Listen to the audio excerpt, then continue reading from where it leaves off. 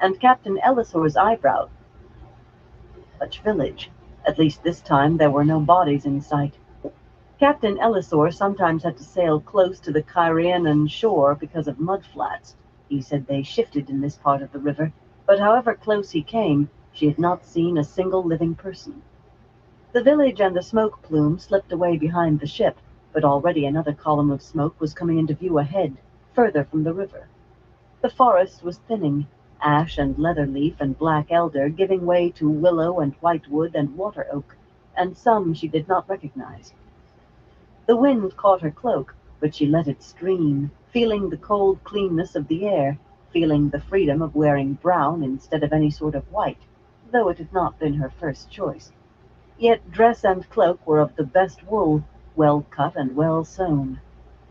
Another sailor trotted by, bowing as he went. She vowed to learn at least some of what it was they were doing. She did not like feeling ignorant. Wearing her great serpent ring on her right hand made for a good deal of bowing with a captain and crew born mainly in Tar Valon. She had won that argument with Nynaeve, though Nynaeve had been sure she herself was the only one of the three of them old enough for people to believe she was Aes Sedai. But Nynaeve had been wrong. Egwene was ready to admit that both she and Elaine had received startled looks on boarding the Blue Crane that afternoon at South Harbor, and Captain Ellisor's eyebrows had climbed almost to where his hair would have begun had he had any. But he had been all smiles and bows. "An honor, Aes Sedai. Three Aes Sedai to travel on my vessel? An honor indeed. I promise you a quick journey as far as you wish, and no trouble with Kyrian and brigands. I no longer put in on that side of the river, unless you wish it, of course, Aes Sedai. Andoran soldiers do hold a few towns on the Kyrianan side. An honor, Aes Sedai." His eyebrows had shot up again when they asked for just one cabin among them. Not even Nynaeve wanted to be alone at night if she did not have to be. Each could have a cabin to herself at no extra charge, he told them. He had no other passengers, his cargo was aboard, and if Aes Sedai had urgent business downriver, he would not wait even an hour for anyone else who might want passage. They said again that one cabin would be sufficient. He was startled, and it had been plain from his face that he did not understand, but Chin Ellisor, born and bred in Tar Valon, was not one to question Aes Sedai once they made their intentions clear. If two of them seemed very young, well, some Aes Sedai were young. The abandoned ruins vanished behind Egwene. The column of smoke drew closer, and there was a hint of another much further still from the river bank. The forest was turning to low, grassy hills dotted with thickets. Trees that made flowers in the spring had them, tiny white blossoms on snowberry and bright red sugarberry. One tree she did not know was covered in round white flowers bigger than her two hands together. Occasionally a climbing wild rose put swaths of yellow or white through branches thick with the green of leaves and the red of new growth. It was all too sharp a contrast to the ashes and rubble to be entirely pleasant. Egwene wished she had an Aes Sedai to question herself right then, one she could trust. Brushing her pouch with her fingers, she could barely feel the twisted stone ring of the ter'angreal inside. She had tried it every night but two since leaving Tar Valon, and it had not worked the same way twice. Oh, she always found herself in Tel Riod, but the only thing she saw that might have been any use was the heart of the stone again, each time without Sylvie to tell her things. There was certainly nothing about the Black Aja. Her own dreams, without the ter'angreal, had been filled with images that seemed almost like glimpses of the unseen world. Rand holding a sword that blazed like the sun, till she could hardly see that it was a sword, could hardly make out that it was him at all. Rand threatened in a dozen ways, none of them the least bit real. In one dream he had been on a huge stones board, the black and white stones as big as boulders, and him dodging the monstrous hands that moved them, and seemed to try to crush him under them. It could have meant something, it very probably did, but beyond the fact that Rand was in danger from someone, or two someones, she thought that much was clear. Beyond that she simply did not know. "I cannot help him now. I have my own duty. I don't even know where he is, except that it is probably 500 leagues from here." She had dreamed of Perrin with a wolf and with a falcon and a hawk, and the falcon and the hawk fighting, of Perrin running from someone deadly, and Perrin stepping willingly over the edge of a towering cliff while saying, "It must be done. I must learn to fly before I reach the bottom." There had been one dream of an Aiel, and she thought that had to do with Perrin too, but she was not sure. And a dream of Min, springing a steel trap but somehow walking through it without so much as seeing it. There had been dreams of Matt, too, of Matt with dice spinning round him. She felt she knew where that one came from. Of Matt being followed by a man who was not there. She still did not understand that. There was a man following, or maybe more than one, but in some way there was no one there. Of Matt riding desperately towards something unseen in the distance that he had to reach, and Matt with a woman who seemed to be tossing fireworks about. An illuminator, she assumed, but that made no more sense than anything else. She'd had so many dreams that she was beginning to doubt them all. Maybe it had to do with using the ter'angreal so often, or maybe with just carrying it. Maybe she was finally learning what a dreamer did. Frantic dreams, hectic dreams, men and women breaking out of a cage, then putting on crowns, a woman playing with puppets, and another dream where the strings on puppets led to the hands of larger puppets, and their strings led to still greater puppets, on and on until the last strings vanished into unimaginable heights. Kings dying, queens weeping, battles raging, white cloaks ravaging the two rivers. She had even dreamed of the Shanshan again, more than once. Those she shut away in a dark corner. She would not let herself think of them. Her mother and father, every night. She was certain what that meant, at least, or thought she was. It means I'm off hunting the Black Ajah, and I do not know what my dreams mean or how to make the fool ter'angreal do what it should, and I'm frightened and homesick. For an instant she thought how good it would be to have her mother send her up to bed, knowing everything would be better in the morning. Only Mother can't solve my problems for me anymore, and Father can't promise to chase away monsters and make me believe it. I have to do it myself now. How far in the past all that was now. She did not want it back, not really, but it had been a warm time, and it seemed so long ago. It would be wonderful just to see them again, to hear their voices. When I wear this ring on the finger I choose by right. She had finally let Nynaeve and Elaine each try sleeping one night with the stone ring, surprised at how reluctant she had been to let it out of her own hands, and they had awakened to speak of what was surely Tel'aran Riod, but neither had seen more than a glimpse at the heart of the stone, nothing that was of any use. The thick column of smoke now lay abreast of the blue crane, perhaps 5 or 6 miles from the river, she thought. The other was only a smudge on the horizon. It could almost have been a cloud, but she was sure it was not. Small thickets grew tight along the river bank in some places, and between them the grass came right down to the water except where an undercut bank had fallen in.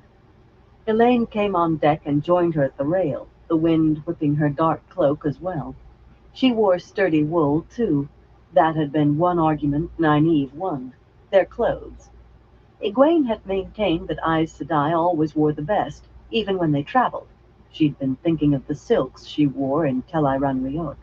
But Nynaeve pointed out that even with as much gold as the Amyrlin had left in the back of her wardrobe, and it was a fat purse, they still had no idea how much things would cost downriver. The servants said Matt had been right about the civil war in Cairhien and what it had done to prices. To Egwene's surprise, Elaine had pointed out that Brown sisters wore wool more often than silk. Elaine had been so eager to be away from the kitchen, Egwene thought, she would have worn rags. I wonder how Matt is doing. No doubt trying to dice with the captain for whatever ship he's traveling on. Terrible, Elaine murmured. It is so terrible. What is? Egwene said absently. I hope he isn't showing that paper we gave him around too freely. Elaine gave her a startled look, and then a frown. That? She gestured toward the distant smoke. How can you ignore it? I can ignore it because I do not want to think of what the people are going through, because I cannot do anything about it, and because we have to reach Tyr, because what we're hunting is in Tyr." She was surprised at her own vehemence. "I can't do anything about it, and the Black Ajah is in Tyr." The more she thought of it, the more certain she became that they would have to find a way into the heart of the stone. Perhaps no one but the High Lords of Tyr were allowed into it, but she was becoming convinced that the key to springing the Black Ajah's trap and thwarting them lay in the heart of the stone. "I know all of that, Egwene, but it does not stop me feeling for the Cairhienin. I have heard lectures about the wars Andor fought with Cairhien," Egwene said dryly. "Bene Sedai says you and Cairhien have fought more often than any two nations except Tyr and Ilion." The other woman gave her a sidelong look. Elaine had never gotten used to Egwene's refusal to admit she was Andoran herself. At least, lines on maps said the Two Rivers was part of Andor, and Elaine believed the maps. "We have fought wars against them, Egwene, but since the damage they suffered in the Aiel War, Andor has sold them nearly as much grain as Tyr has. The trade has stopped now. With every Cairhienin house fighting every other for the Sun Throne, who would buy the grain or see it distributed to the people? If the fighting is as bad as what we've seen on the banks, well, you cannot feed a people for 20 years and feel nothing for them when they must be starving." "A grey man," Egwene said, and Elaine jumped, trying to look in every direction at once. The glow of Saidar surrounded her. "Where?" Egwene took a slower look around the decks, but to make sure no one was close enough to overhear. Captain Elisor still stood in the stern by the shirtless man holding the long tiller. Another sailor was up in the very bow, scanning the waters ahead for signs of submerged mudbanks, and two more padded about the deck, now and again adjusting a rope to the sails. The rest of the crew were all below. One of the pair stopped to check the lashings on the rowboat tied upside down on the deck. She waited for him to go on before speaking. "Fool," she muttered softly. "Me, Elaine, not you, so don't glower at me like that." She continued in a whisper. "A grey man is after Matt, Elaine. That must be what that dream meant, but I never saw it. I am a fool." The glow around Elaine vanished. "Do not be so hard on yourself," she whispered back. "Perhaps it does mean that, but I did not see it, and neither did Nynaeve." She paused. Red gold curls swung as she shook her head. "But it doesn't make sense, Egwene. Why would a grey man be after Matt? There is nothing in my letter to my mother that harm us in the slightest." "I do not know," Egwene frowned. "There has to be a reason. I am sure that is what the dream means." "Even if you are right, Egwene, there is nothing you can do about it." "I know that," Egwene said bitterly. She did not even know whether he was ahead of them or behind. Ahead, she suspected. Matt would have left without any delay.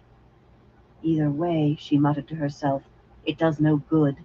I finally know what one of my dreams means, and it doesn't help a hemstitch worth."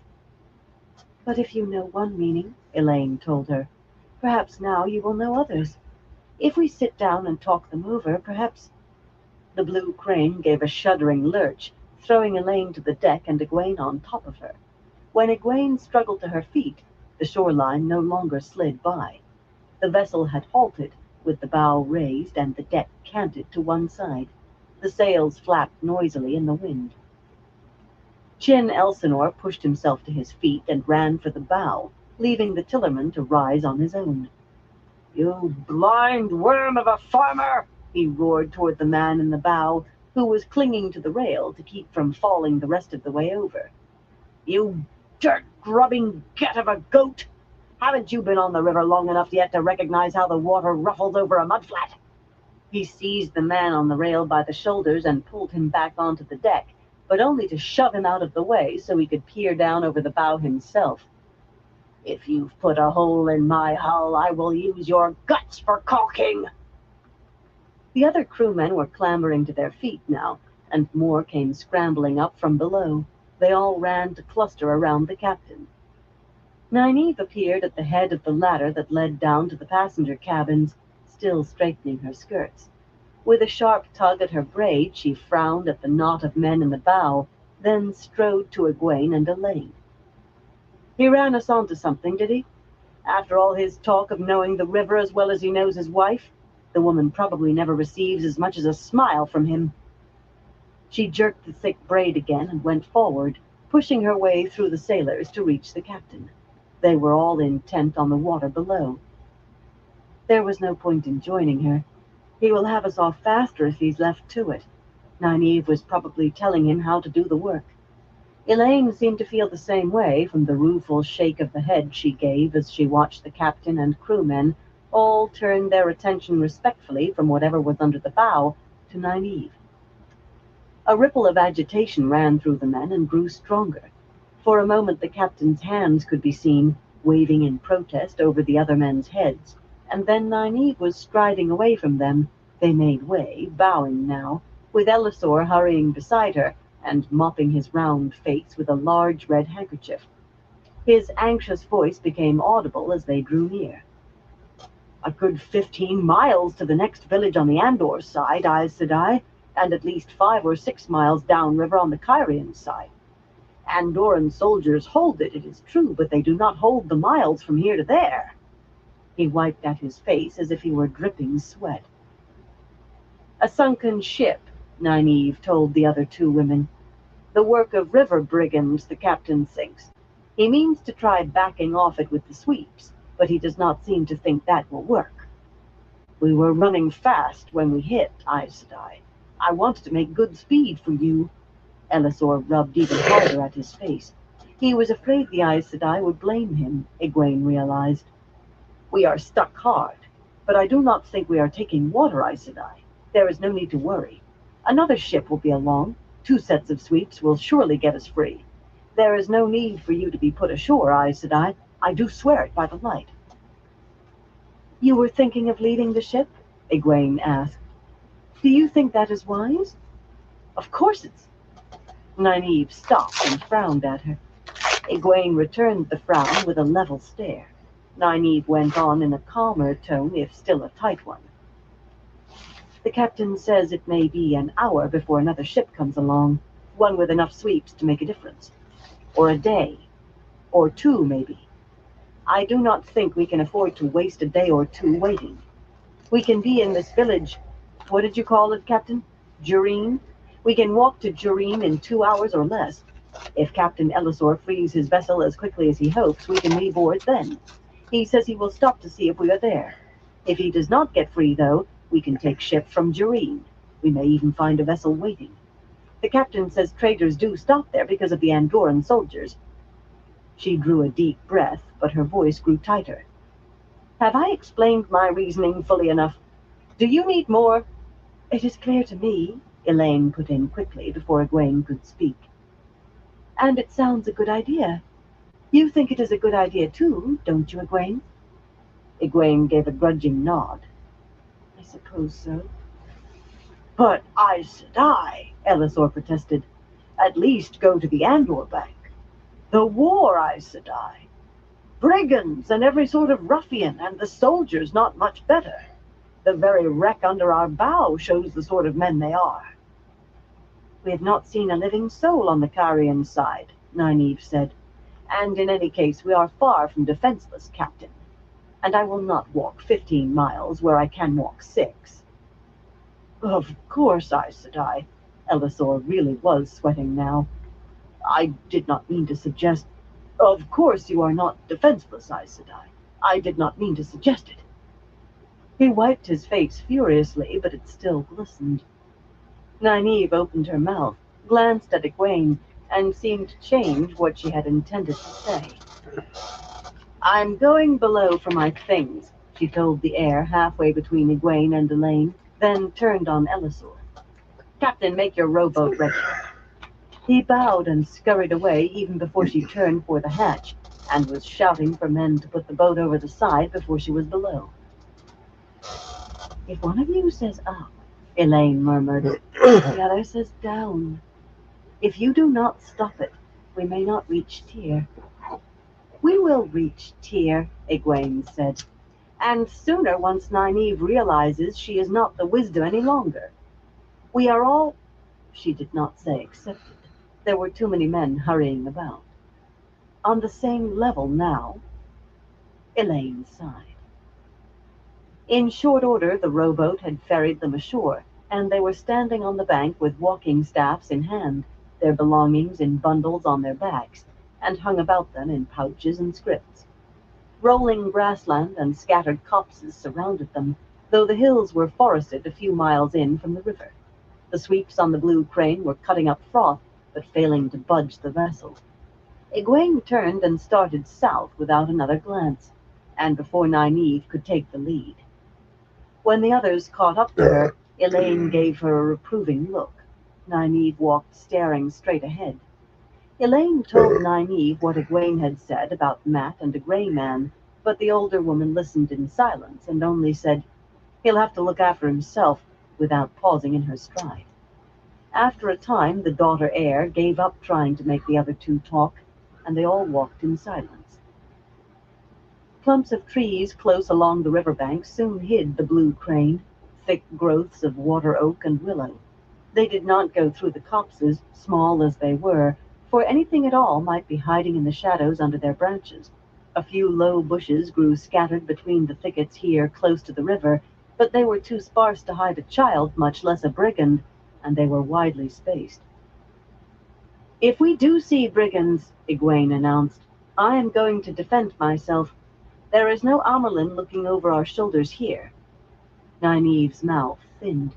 "If need be," she told the air in front of her, "we can frighten off any brigands the way we did those white cloaks, if we can find no other way." "I wish you would not talk of brigands," Elaine said. "I would like to reach this village without—" A figure in brown and gray rose from behind a bush standing by itself almost in front of them. Chapter 38. Maidens of the Spear.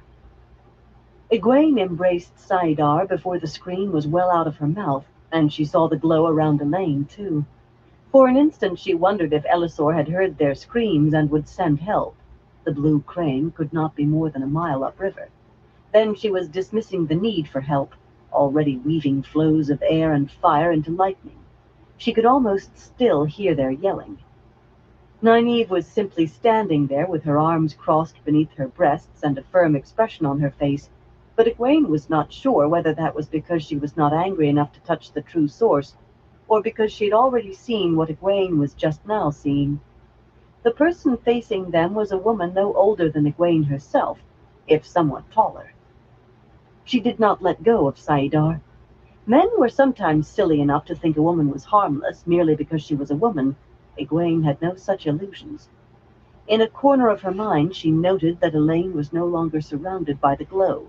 The daughter heir must still harbor foolish notions. She was never a Shan-Chan prisoner. Egwene did not think many men would be stupid enough to think the woman in front of them was not dangerous, even though her hands were empty and she wore no visible weapon. Blue-green eyes and reddish hair cut short except for a narrow tail that hung to her shoulders. Soft laced knee boots and close-fitting coat and breeches, all in the shades of earth and rock. Such coloring and clothing had been described to her once. This woman was Aiel. Looking at her, Egwene felt a sudden odd affinity for the woman. She could not understand it. She looks like Rand's cousin, that's why. Yet even that feeling, almost of kinship, could not stifle her curiosity. What under the light are Aiel doing here? They never leave the waste, not since the Aiel War. She had heard all of her life how deadly Aiel were, these maidens of the spear, no less than the members of the male warrior societies. But she felt no particular fear, and indeed some irritation at having been afraid. With Saidar feeding the one power into her, she had no need to fear anyone, except maybe a fully trained sister, she admitted. But certainly not one woman, even if she is Aiel. "My name is Avienda," the Aiel woman said, "of the Nine Valleys sept of the Tarad Aiel." Her face was as flat and expressionless as her voice. "I am Far Darai Smai, a maiden of the spear." She paused a moment, studying them. "You have not the look in your faces, but we saw the rings. In your lands you have women much like our wise ones. The women called Aes Sedai. Are you women of the White Tower or not? For a moment, Egwene did feel unease. We? She looked around them carefully, but saw no one behind any bush within 20 paces. If there were others, they had to be in the next thicket, more than 200 paces ahead, or in the last one, twice that distance, too far to threaten. Unless they had bows. But they would have to be good with them. Back home in the competitions at Beltane and Sunday, only the best bowmen shot at any distance much beyond 200 paces. But she still felt better knowing she could hurl a lightning bolt at anyone who tried such a shot. We are women of the White Tower, Nynaeve said calmly. She was very obvious in not looking around for other Aiel. Even Elaine was peering about. Whether you would consider any of us wise is another matter, Nynaeve went on. What do you want of us? Aviendha smiled. She was really quite lovely, Egwene realized. The grim expression had masked it. You talk as the wise ones do, to the point and small suffering of fools. Her smile faded, but her voice remained calm. One of us lies gravely hurt, perhaps dying. The wise ones often heal those who would surely die without them, and I have heard Aes Sedai can do more. Will you aid her? Egwene almost shook her head in confusion. A friend of hers is dying? She sounds as if she is asking if we'll lend her a cup of barley flour. I will help her if I can, Nynaeve said slowly. I cannot make promises, Aviendha. She may die despite anything I can do. Death comes for us all, the Aiel said. We can only choose how to face it when it comes. I will take you to her. Two women in Aiel garb stood up no more than 10 paces away, one out of a little fold in the ground that Egwene would not have supposed could hide a dog, and the other in grass that reached only halfway to her knees. They lowered their black veils as they stood. That gave her another jolt. She was sure Elaine had told her the Aiel only hid their faces when they might have to do killing, and settled the cloth that had wrapped their heads about their shoulders. One had the same reddish hair as Aviendha, with gray eyes, the other dark blue eyes and hair like fire. Neither was any older than Egwene or Elaine, and both looked ready to use the short spears in their hands. The woman with fiery hair handed Aviendha weapons, a long, heavy-bladed knife to belt at her waist, and a bristling quiver for the other side, a dark curved bow that had the dull shine of horn in a case to fasten on her back, and 4 short spears with long points to grip in her left hand, along with a small, round hide buckler. Aviendha wore them as naturally as a woman in Emond's Field would wear a scarf, just as her companions did. Come, she said, and started for the thicket they had already passed. Egwene finally released Saidar. She suspected all 3 of the Aiel could stab her with those spears before she could do anything about it, if that was what they wanted. But though they were wary, she did not think they would. And what if Nynaeve can't heal their friend? I wish she would ask before she makes these decisions that involve all of us. As they headed for the trees, the Aiel scanned the land around them as if they expected the empty landscape to hold enemies as adept at hiding as themselves. Aviendha strode ahead, and Nynaeve kept up with her. I'm Elaine of House Trakand, Egwene's friend said, as if making conversation. Daughter heir to Morghese, Queen of Andor. Egwene stumbled. Light, is she mad? I know Andor fought them in the Aiel War. It might be 20 years, but they say Aiel have long memories. But the flame-haired Aiel closest to her only said, I am Bane, of the Black Rock sept of the Sharad Aiel. I am Chiad, the shorter, blonder woman on her other side said, of the Stones River sept of the Goshen Aiel. Bane and Chiad glanced at Egwene. Their expressions did not change, but she had the feeling they thought she was showing bad manners. I am Egwene Alvir, she told them. They seemed to expect more, so she added, daughter of Marin Alvir of Emond's Field in the 2 Rivers. That seemed to satisfy them in a way, but she would have bet they understood it no more than she did all these sects and clans. It must mean families in some way. You are first sisters? Vane seemed to be taking in all three of them. Egwene thought they must mean sisters, as it was used for Aes Sedai, and said yes, just as Elaine said no. Chiad and Vane exchanged a very quick look that suggested they were talking to women who might not be completely whole in their minds. First sister, Elaine told Egwene as if she were lecturing, means women who have the same mother. Second sister means their mothers are sisters. She turned her words to the Aiel. We neither of us know a great deal of your people. I ask you to excuse our ignorance. I sometimes think of Egwene as a first sister, but we are not blood kin. Then why do you not speak the words before your wise ones? Chiad asked. Vane and I became first sisters. Egwene blinked. How can you become first sisters? Either you have the same mother or you do not. I do not mean to offend. Most of what I know about the Maidens of the Spear comes from the little Elaine has told me. I know you fight in battle and don't care for men, but no more than that. Elaine nodded.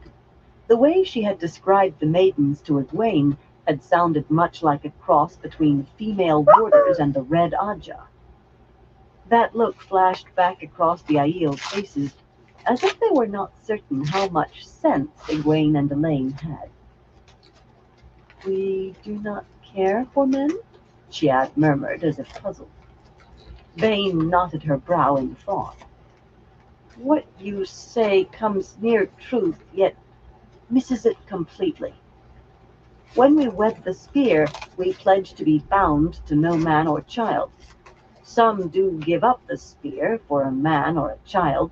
Her expression said she herself did not understand this. But once given up, the spear cannot be taken back. Or if she has chosen to go to Ruidin, Chiad put in, a wise one cannot be wedded to the spear. Vane looked at her as if she had announced the sky was blue, or that rain fell from clouds. The glance she gave Egwene and Elaine said perhaps they did not know these things. Yes, that is true, though some try to struggle against it. Yes, they do.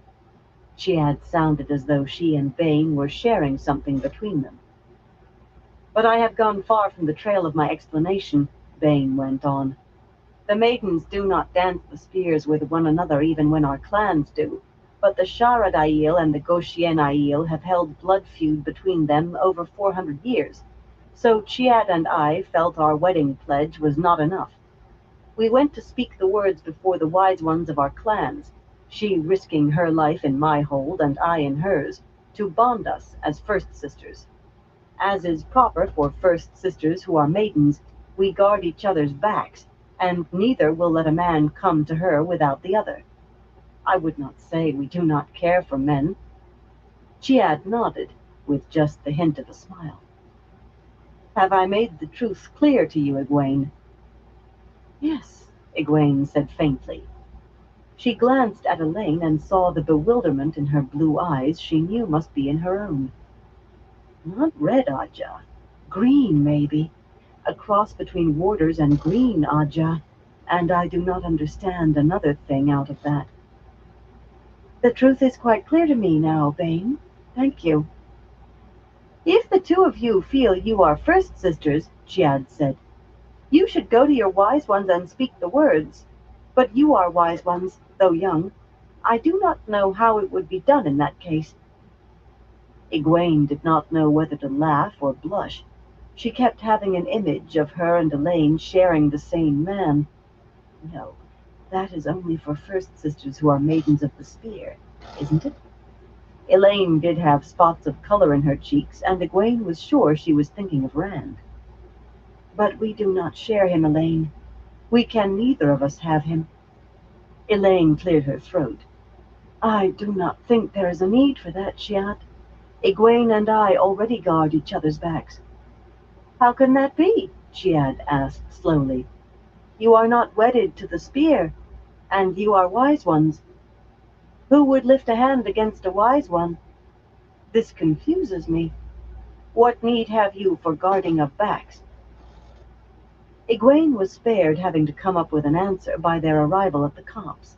There were 2 more Aiel under the trees, deep into the thicket, but next to the river.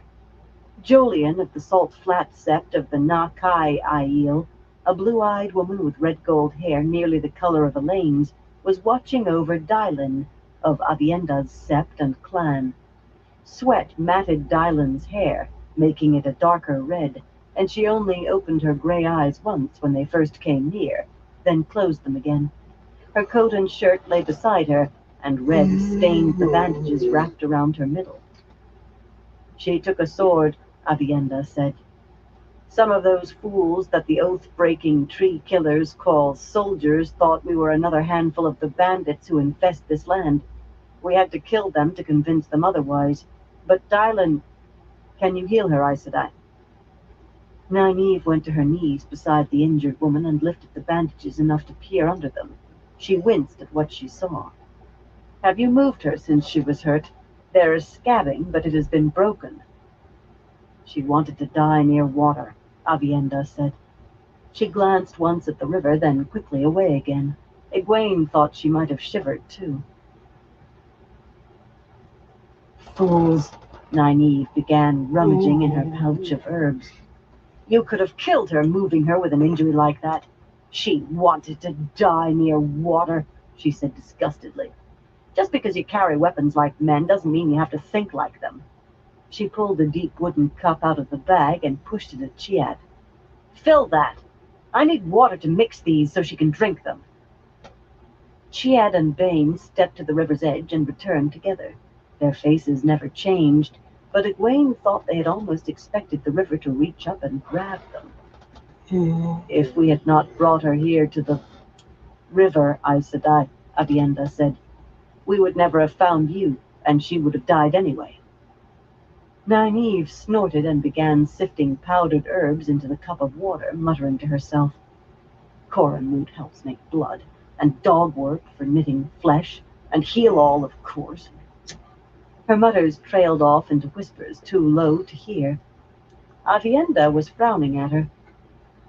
The wise ones use herbs, Aes Sedai, but I had not heard that Aes Sedai used them. I use what I use, Nynaeve snapped, and went back to sorting through her powders and whispering to herself. She truly does sound like a wise one, Chiad told Bane softly, and the other woman gave a tight nod. Dylan was the only Aiel without her weapons in hand, and they all looked ready to use them in a heartbeat. Nynaeve surely isn't soothing anyone, Egwene thought. Get them talking about something. Anything. Nobody feels like fighting if they're talking of something peaceful. Do not be offended, she said carefully. But I notice you are all uneasy about the river. It does not grow violent unless there is a storm. You could swim in it if you wanted, though the current is strong away from the banks. Elaine shook her head.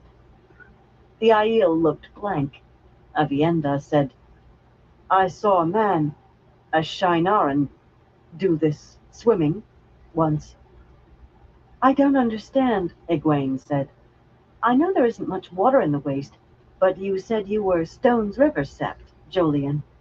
Surely you have swum in the Stones River? Elaine looked at her as if she were mad. Swim, Jolien said awkwardly. It means to get in the water? All that water? With nothing to hold on to? She shuddered. Aes Sedai, before I crossed the dragon wall, I had never seen flowing water I could not step across. The Stones River. Some claim it had water in it once, but that is only boasting. There are only the stones. The oldest records of the Wise Ones and the clan chiefs say there was never anything but stone since the first day our Sept broke off from the High Plains Sept and claimed that land. Swim. She gripped her spears, as if to fight the very word. Chiad and Bane moved a pace further from the riverbank. Egwene sighed, and colored when she met Elaine's eye. Well, I am not a daughter heir to know all these things. I will learn them, though. As she looked around at the Aiel women, she realized that far from soothing them, she had put them even more on edge. If they try anything, I will hold them in air. She had no idea whether she could seize 4 people at once, but she opened herself to Saidar, wove the flows in air, and held them ready. The power pulsed in her with eagerness to be used. No glow surrounded Elaine, and she wondered why. Elaine looked right at her and shook her head. I would never harm an Aes Sedai, Aviendha said abruptly. I would have you know that. Whether Dylan lives or dies, it makes no difference in that. I would never use this, she lifted one short spear a trifle, against any woman. And you are Aes Sedai. Egwene had the sudden feeling that the woman was trying to soothe them. I knew that, Elaine said, as if talking to Aviendha, but her eyes told Egwene the words were for her. No one knows much of your people, but I was taught that Aiel never harm women unless they are, what did you call it? Wedded to the spear. Bane seemed to think Elaine was failing to see truth clearly again. That is not exactly the way of it, Elaine. If a woman not wedded came at me with weapons, I would drub her until she knew better of it. A man might think a woman of your lands was wedded if she bore weapons. I do not know. Men can be strange. Of course, Elaine said. But so long as we do not attack you with weapons, you will not try to harm us. All 4 Aiel looked shocked, and she gave Egwene a quick, significant look. Egwene held on to Saidar anyway. Just because Elaine had been taught something did not mean it was true, even if the Aiel said the same thing, and Saidar felt good in her. Nynaeve lifted up Dylan's head and began pouring her mixture into the woman's mouth. Drink, she said firmly. I know it tastes bad, but drink it all. Dylan swallowed, choked, and swallowed again. Not even then, Aes Sedai, Aviendha told Elaine. She kept her eyes on Dylan and Nynaeve, though. She said that once before the end of the world, we served the Aes Sedai, though no story says how. We failed in that service. Perhaps that is the sin that sent us to the threefold land. I do not know. No one knows what the sin was except maybe the wise ones or the clan chiefs, and they do not say. It is said if we fail the Aes Sedai again, they will destroy us. Drink it all, Nynaeve muttered. Swords and muscles and no brains. We are not going to destroy you, Elaine said firmly, and Aviendha nodded. As you say, Aes Sedai, but the old stories are all clear on one point. We must never fight, Aes Sedai. If you bring your lightnings and your balefire against me, I will dance with them, but I will not harm you. People, Dylan growled. She lowered Dylan's head and laid a hand on the woman's brow. Dylan's eyes had closed again. Stabbing women! Aviendha shifted her feet and frowned again, and she was not alone among the Aiel. Balefire, Egwene said. Aviendha, what is balefire? The Aiel woman turned her frown on her. Do you not know, Aes Sedai? In the old stories, Aes Sedai wielded it. The stories make it a fearsome thing, but I know no more. It is said we have forgotten much that we once knew. Perhaps the White Tower has forgotten much too, Egwene said. I knew of it in that dream or whatever it was. It was as real as Tel'aran'rhiod. Riot. I'd gamble with Matt on that. No right, Nynaeve snapped. No one has a right to tear bodies so. It is not right. Is she angry? Aviendha asked uneasily. Chiad and Bane and Jolyon exchanged worried looks. It is all right, Elaine said. It is much better than all right, Egwene added. She is getting angry, and it is much better than all right. The glow of Saidar surrounded Nynaeve suddenly. Egwene leaned forward, trying to see, and so did Elaine, and Dylan started up with a scream, eyes wide open. In an instant, Nynaeve was easing her back down, and the glow faded. Dylan's eyes slid shut, and she lay there panting. saw it, Egwene thought. Hey, OG, how you doing, Think bro? I did. She was not sure she'd even been able to make out all the many flows, much less the way Nynaeve had woven them together. What Nynaeve had done in those few seconds had seemed like weaving 4 carpets at once while blindfolded.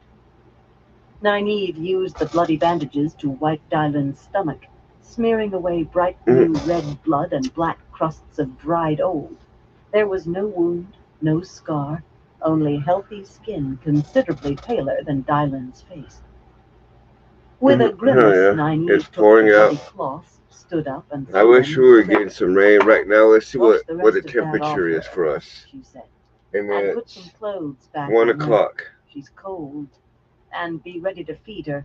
She will be hungry. She knelt by the water to wash her hands. Chapter 39. Threads in the Pattern.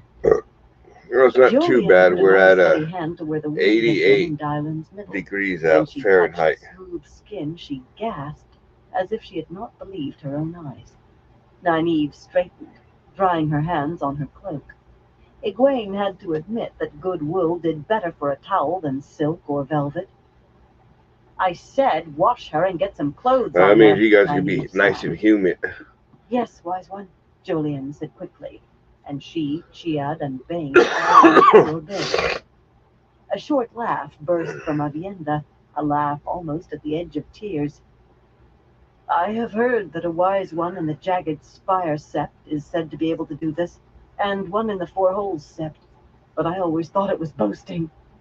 She drew a deep breath, regaining her composure. Aes Sedai, I owe you a debt. My water is yours, and the shade of my sept hold will welcome you. Dylan is my second sister. She saw Nynaeve's uncomprehending look and added, She is my mother's sister's daughter. Close blood, Aes Sedai. I owe a blood debt. If I have any blood to spill, Nynaeve said dryly, I will spill it myself. If you wish to repay me, tell me if there is a ship at Jureen, the next village south of here. The village where the soldiers fly the White Lion banner, Avienda said. There was a ship there when I scouted yesterday. The old stories mention ships, but it was strange to see one. The light said it is still there. Nynaeve began putting away her folded papers of powdered herbs.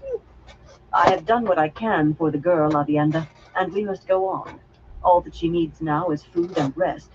And try not to let people stick swords in her. What comes, comes, Aes Sedai, the Aiel woman replied. Avienda, Egwene said, feeling as you do about rivers, how do you cross them? I'm sure there is at least one river nearly as big as the Aranon between here and the waste. The Alguenya, Elaine said, unless you went around it. You have many rivers, but some have things called bridges, where we had need to cross, and others we could wade. For the rest, Jolien remembered that wood floats. She slapped the trunk of a tall whitewood. These are big, but they float as well as a branch. We found dead ones and made ourselves a little ship, of 2 or 3 lashed together to cross the big river. She said it matter-of-factly. Egwene stared in wonder. If she were as afraid of something as the Aiel obviously were of rivers, could she make herself face it the way they did? She did not think so. What about the Black Aja? A small voice asked. Have you stopped being afraid of them? That is different, she told it. There's no bravery in that. I either hunt them, or else I sit like a rabbit waiting for a hawk. She quoted the old saying to herself, It is better to be the hammer than the nail. We had best be on our way, Nynaeve said. In a moment, Elaine told her. Avienda, why have you come all this way and put up with such hardship? Avienda shook her head disgustedly. We have not come far at all. We were among the last to set out. The wise ones nipped at me like wild dogs circling a calf, saying I had other duties. Suddenly she grinned, gesturing to the other Aiel. These stayed back to taunt me in my misery, so they said, but I do not think the wise ones would have let me go if they had not been there to companion me. We seek the one foretold, Vane said. She was holding a sleeping Dylan so Chiad could slip a shirt of brown linen onto her. He who comes with the dawn. He will lead us out of the threefold land, Chiad added. The prophecies say he was born of Far Dara's Mai. Elaine looked startled. I thought you said the maidens of the spear were not allowed to have children. I am sure I was taught that. Vane and Chiad exchanged those looks again, as if Elaine had come near and yet missed it once more. If a maiden bears a child, Avienda explained carefully, she gives the child to the wise ones of her sect, and they pass the child to another woman in such a way that none knows whose child it is. She, too, sounded as if she were explaining that stone is hard. Every woman wants to foster such a child in the hope she may raise he who comes with the dawn. Or she may give up the spear and wed the man, Chiad said, and Vane added, there are sometimes reasons one must give up the spear. Avienda gave them a level look, but continued as if they had not spoken. Except that now the wise ones say he is to be found here, beyond the dragon wall. Blood of our blood mixed with the old blood raised by an ancient blood not ours. I do not understand it, but the wise ones spoke in such a way as to leave no doubts. She paused, obviously choosing her words. You have asked many questions, Aes Sedai. I wish to ask one. You must understand that we look for omens and signs. Why do three Aes Sedai walk a land where the only hand without a knife in it is a hand too weak with hunger to grasp the hilt? Where do you go? Tyr, Nynaeve said briskly. Unless we stay here talking until the heart of the stone crumbles to dust. Elaine began adjusting the cord of her bundle and the strap of her scrip for walking, and after a moment Egwene did the same. The Aiel women were looking at one another, Jolyon frozen in the act of closing Dylan's gray-brown coat. Tyr? Avienda said in a cautious tone. Three Aes Sedai walking through a troubled land on their way to Tyr. This is a strange thing. Why do you go to Tyr, Aes Sedai? Egwene glanced at Nynaeve. Right. A moment ago they were laughing, and now they're as tense as they ever were. We hunt some evil women, Nynaeve said carefully. Dark friends. Shadow runners. Jolyon twisted her mouth around the word, as if she had bitten into a rotten apple. Shadow runners in Tyr, Vane said, and as if part of the same sentence, Chiad added, and three Aes Sedai seeking the heart of the stone. I did not say we were going to the heart of the stone, Nynaeve said sharply. I merely said I did not want to stay here till it falls to dust. Egwene, Elaine, are you ready? She started out of the thicket without waiting for an answer, walking staff thumping the ground and long strides carrying herself. Egwene and Elaine made hasty goodbyes before following after her. The four Aiel on their feet stood watching them go. When the two of them were a little way beyond the trees, Egwene said, My heart almost stopped when you named yourself. Weren't you afraid they might try to kill you, or to take you prisoner? The Aiel War was not that long ago, and whatever they said about not harming women who don't carry spears, they looked ready enough to use those spears on anything to me. Elaine shook her head ruefully. I have just learned how much I do not know about the Aiel, but I was taught that they do not think of the Aiel War as a war at all. From the way they behave toward me, I think maybe that much of what I learned is truth. Or maybe it was because they think I am Aes Sedai. I know they are strange, Elaine, but no one can call 3 years of battles anything but a war. I do not care how much they fight among themselves. A war is a war. Not to them.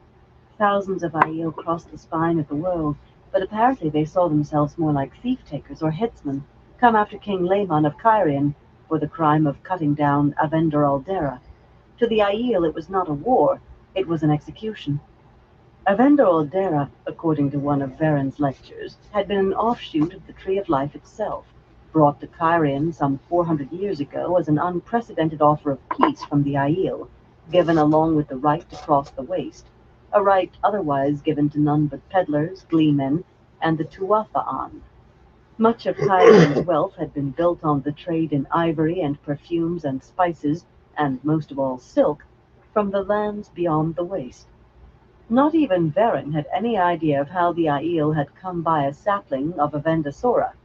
For one thing, the old books were clear that it made no seed. For another, no one knew where the Tree of Life was, except for a few stories that were clearly wrong. But surely the Tree of Life could have nothing to do with the Aiel, or of why the Aiel had called the Cairn the water sharers, or insisted their trains of merchant wagons fly a banner bearing the trefoil leaf of Avendasora. Egwene supposed grudgingly that she could understand why they had started a war, even if they did not think it was one, after King Laemon cut down their gift to make a throne unlike any other in the world. Laemon's sin, she had heard it called. According to Varen, not only had Cairn's trade across the waste ended with the war, but those Cairn who ventured into the waste now vanished.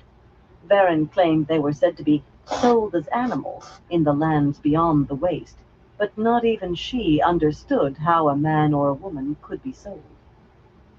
Egwene, Elaine said, you know who he who comes with the dawn must be, don't you? Staring at Nynaeve's back, still well ahead of them, Egwene shook her head. Does she mean to race us to Jureen? Then almost stopped walking. You do not mean... Elaine nodded. I think so. I do not know much of the prophecies of the dragon, but I have heard a few lines. One I remember is, on the slopes of Dragon Mount shall he be born, born of a maiden wedded to no man. Egwene, Rand does look like an Aiel. Well, he looks like the pictures I have seen of Tigraine, too, but she vanished before he was born, and I hardly think she could have been his mother anyway. I think Rand's mother was a maiden of the spear. Egwene frowned in thought as she hurried along, running everything she knew of Rand's birth through her head. He had been raised by Tam Althor after Carrie Althor died, but if what Moiraine said was true, they could not be his real mother and father. Nynaeve had sometimes seemed to know some secret about Rand's birth, but I will bet I couldn't pry it out of her with a fork. They caught up to Nynaeve, Egwene glowering as she thought, Nynaeve staring straight ahead toward Jureen and that ship, and Elaine frowning at the pair of them as if they were two children, sulking over who should have the larger piece of cake. After a time of silent strides, Elaine said, You handled that very well, Nynaeve. The healing, and the rest, too. I do not think they ever doubted you or Aes Sedai, or that we all were, because of the way you bore yourself. You did a good job, Egwene said after a minute. That was the first time I have ever really watched what is done during a healing. It makes making lightning look like mixing oat cake. A surprised smile appeared on Nynaeve's face. Thank you, she murmured, and reached over to give Egwene's hair a little tug, the way she had when Egwene was a little girl. I am not a little girl any longer.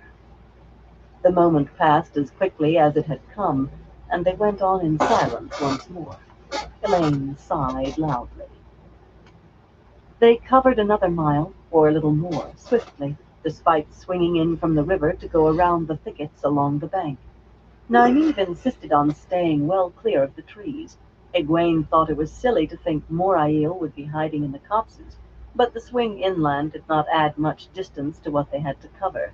None of the growths were very big. Elaine watched the trees, though, and she was the one who suddenly screamed, Look out! Egwene jerked her head around. Men were stepping out from among the trees, slings whirling round their heads. She reached for Saidar, and something struck her head, and darkness drank everything. Egwene could feel herself swaying, feel something moving under her. Her head seemed to be nothing but pain. She tried to raise a hand to her temples, but something dug into her wrists, and her hands did not move. Better than lying there all day waiting for dark, a man's rough voice said. Who knows if another ship would come by close in? And I don't trust that boat. It leaks. You do better hope Adam does believe you did see those rings before you did decide, another man said. He does want fat cargoes, not women, I think. The first man muttered something coarse about what Adam could do with his leaky boat, and the cargoes, too. Her eyes opened. Silver-flecked spots danced across her vision. She thought she might be going to throw up on the ground, swaying past under her head. She was tied across the back of a horse, her wrists and ankles joined by a rope running under its belly, her hair hanging down. It was still daylight. She craned her neck to look around. So many rough-dressed men on horses surrounded her that she could not see whether Nynaeve and Elaine had been captured as well. Some of the men wore bits of armor, a battered helmet, or a dented breastplate, or a jerkin sewn all over with metal scales, but most wore only coats that had not been cleaned in months, if ever. From the smell, the men had not cleaned themselves in months either. They all wore swords at their waists or on their backs. Rage hit her, and fear, but most of all white-hot anger. I won't be a prisoner. I won't be bound. I won't. She reached for Saidar, and the pain nearly lifted the top of her head. She barely stifled a moan. The horse paused for a moment of shouts and the creak of rusty hinges, then went ahead a little further, and the men began to dismount. As they moved apart, she could see something of where they were. A log palisade surrounded them, built atop a large, round earthen mound, and men with bows stood guard on a wooden walk built just high enough for them to see over the rough-hewn ends of the logs. One low, windowless log house seemed to be built into the mounded dirt under the wall. There was no other structure beyond a few lean-to sheds. Aside from the men and horses that had just entered, the rest of the open space was filled with cook fires and tethered horses, and more unwashed men. There must have been at least 100. Caged goats and pigs and chickens filled the air with squeals and grunts and clucks that blended with coarse shouts and laughter to make a din that pierced her head. Her eyes found Nynaeve and Elaine, bound head down across saddleless horses as she was. Neither seemed to be stirring. The very end of Nynaeve's braid dragged across the dirt as her horse stirred. A small hope faded that one of them might be free to help whoever was held escape. Why, I cannot stand to be a prisoner again. Oh Not shit. again. Gingerly, she I tried would say reaching sometimes for that's Saidar again. a The pain was not so bad this time, a merely as soothing if someone thing. had Just lay dropped a rock down, on her close head, your eyes, and just but it listen to shattered the that, and emptiness before she could you'll even be feel off it to sleep arose. before it's One of them is awake, a before man's long. panicked voice shouted. Egwene tried to hang limp and look unthreatening. How in the light could I look threatening, tied up like a sack of meal? Burn me. I have to buy time. I have to. I will not harm you, she told the sweaty-faced fellow who came running toward her, or she tried to tell him. She was not sure how much she had actually said before something crashed into her head again, and darkness rolled over her in a wave of nausea. Waking was easier the next time. Her head still hurt, but not as much as it had, though her thoughts did seem to spin dizzily. At least my stomach isn't right. I'd better not think of that. There was a taste of sour wine and something bitter in her mouth. Strips of lamplight showed through horizontal cracks in a crudely made wall, but she lay in darkness, on her back. Oh yeah. On dirt, she That thought. that that'd be a The door problem. No did not seem solar to fit lights well on just because either, there's no but it light. looked all too sturdy. She pushed herself to her hands and knees and was surprised to find she was not tied in any way. Except for that one wall of unpeeled logs, the others all seemed to be of rough stone. The light through the cracks was enough to show her Nynaeve and Elaine lying sprawled on the dirt. There was blood on the daughter heir's face. Neither of them moved, except for the rise and fall of their chests as they breathed. Egwene hesitated between trying to wake them immediately and seeing what lay on the other side of that wall. Just a peek, she told herself. I might as well see what we have guarding us before I wake them. She told herself it was not because she was afraid she might be unable to waken them. As she put her eye to one of the cracks near the door, she thought of the blood on Elaine's face and tried to remember exactly what it was Nynaeve had done for Dylan. The next room was huge. It had to be all the rest of the log building she had seen, and windowless, but brightly lit with gold and silver lamps Now hanging from you the can't beat spikes fitting into the walls and the way it logs that smells made when the it high rains. ceiling. There was no fireplace. On the packed dirt floor, farmhouse tables and chairs mingled with chests covered in giltwork and inlaid with ivory. A carpet woven in peacocks lay beside a huge canopied bed, piled deep with filthy blankets and comforters, with elaborately carved and gilded posts. A dozen men stood or sat around the room, but all eyes were on one large, fair-haired man who might have been handsome if his face were cleaner.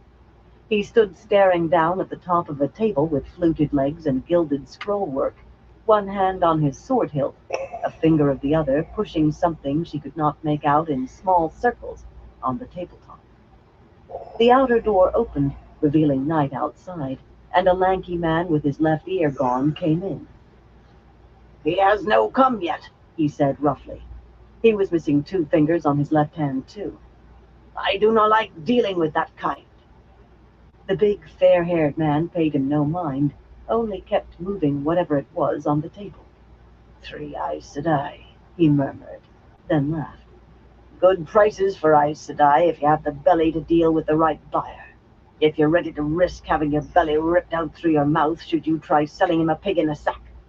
Not so safe as slitting the crew's throats on a trader's ship, eh? Hey, Noda, how you doing? There was a nervous stir among the other men, and the one addressed, a stocky fellow with shifty eyes, leaned forward anxiously. "They are Aes Sedai." She recognized that voice, the man who had made the coarse suggestion. How you been doing, Noda? "They must be. The rings prove it, I tell you." Adden picked up something from the table, a small circle that glinted gold in the lamplight. Egwene gasped and felt at her fingers. "They took my ring." "I do not like it," muttered the lanky man with the missing ear. "Aes Sedai. Any one of them could kill us all. Fortune pricked me. You do be a stone-carved fool, Coke, and I ought to carve your throat. What if one of them do wake before he does come?" "They'll not wake for hours." That was a fat man with a hoarse voice and a gap-toothed sneer. "My granny taught me of that stuff we fed them. They'll sleep till sunrise, and he'll come long afore then." Egwene worked her mouth around the sour wine taste and the bitterness. "Whatever it was, your granny lied to you. She should have strangled you in your cradle. Before this he came, this man who thought he could buy Aes Sedai, like a bloody Shan-Chan, she would have Nynaeve and Elaine on their feet." She crawled to Nynaeve. As near as she could tell, Nynaeve was hearing, so she began with the simple expedient of shaking her. To her surprise, Nynaeve's eyes shot open. "What?" She got a hand over Nynaeve's mouth in time to stop the word. "We are being held prisoner," she whispered. "There are a dozen men on the other side of that wall and more outside. A great many more. They gave us something to make us sleep, but it wasn't very successful. Do you remember yet?"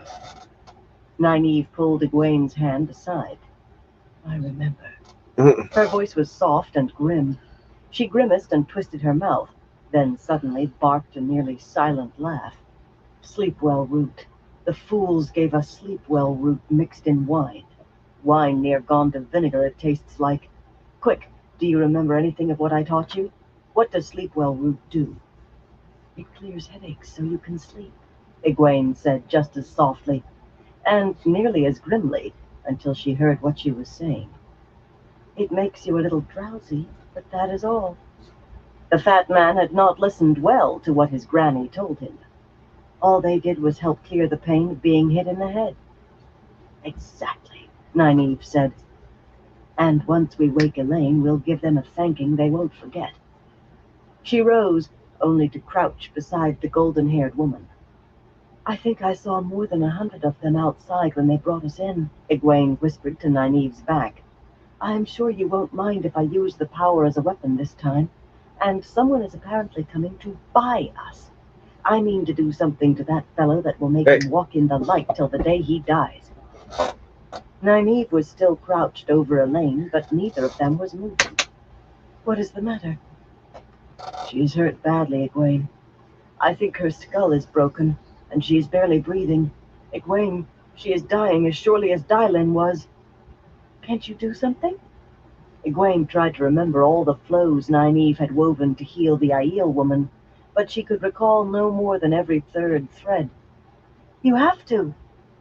They took my herbs, Nynaeve muttered fiercely, her voice trembling. I can't. Not without the herbs. Egwene was shocked to realize Nynaeve was on the point of tears. Burn them all. I can't do it without... Suddenly she seized Elaine's shoulders, as if she meant to lift the unconscious woman and shake her. Burn you, girl, she rasped. I did not bring you all this way to die. I should have left you scrubbing pots. I should have tied you up in a sack for Matt to carry to your mother. I will not let you die on me. Do you hear me? I won't allow it.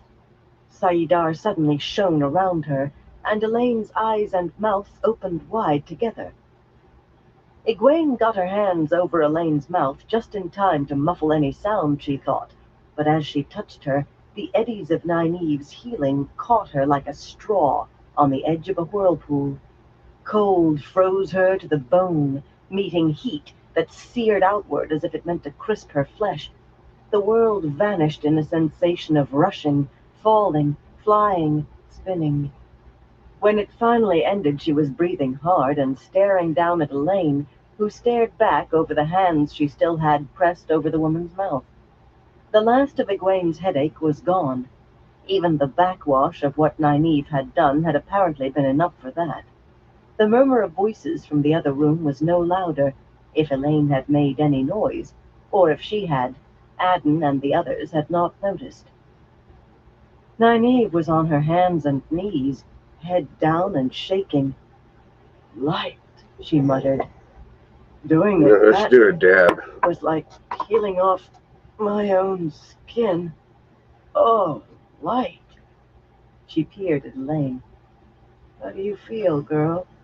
Egwene pulled her hands away. Tired, Elaine murmured. And hungry. Where are we? There were some men with slings. Hastily, Egwene told her what had happened.